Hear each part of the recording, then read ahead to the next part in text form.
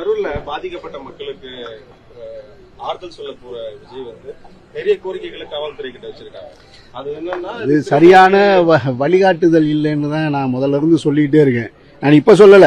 இந்த கரூர் சம்பவத்தை பொறுத்த மட்டும் ஒரே வார்த்தையில நானும் இங்க இருந்து கடந்து போனா கடந்து போயிடலாம். 16வது நாள் காரியம் முடியட்டு அதுக்கப்புறம் பேசிக்கிறேங்க உங்கள்கிட்ட சொல்லிட்டு கிளம்பிடலாம். ஆனா அது அறிவுபூர்வமானதா இல்ல. ஆனா நேற்றைக்கு உங்களை போன்ற ஊடகவியலாளர்கள் பத்திரிகையாளர்கள் ஒருத்தர் அப்படி சொல்லிட்டு போறாரு, அவரை விட்டுட்டீங்களே, எப்படி உங்களால விட மனசு வந்துச்சு? அவர் சொல்லிட்டு போயிட்டா அவர் சொன்னது என்ன வேத வாக்கா? 16வது நாள் காரியம்னா யாரும் என்ன நீங்க பாட்டுக்கு புதுசா எடுத்து விடுறாங்க, புதுசா கொண்டு வர்றாங்க.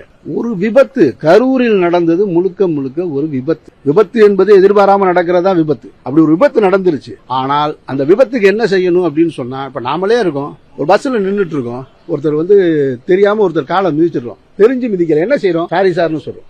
அதுதான் பண்பு. அந்த விபத்து நடந்ததற்கு தாவேக்காவில் இருந்து நாங்க பொறுப்பேற்கிறோம் சொல்லியிருந்தா அன்னைக்கு இந்த பிரச்சனை முடிஞ்சிருக்கும். கிட்டத்தட்ட 14 நாளா நாடு முழுக்க இதையே பேசிக்கிட்டு இருக்கோம் அப்படின்னு சொன்னா அவருடைய அணுகுமுறையில கோளாறு இருக்குன்றதான் நம்ம உணர முடியுது. நான் முதல்ல சொன்னேன், தாவேக்காவிற்கு நல்ல வழிகாட்டுதல் கூடிய தலைவர்கள் வேணும், அறிவுரை சொல்லக்கூடிய தலைவர்கள் வேணும், சுட்டி காட்டுகிற தலைவர்கள் வேணும்னு.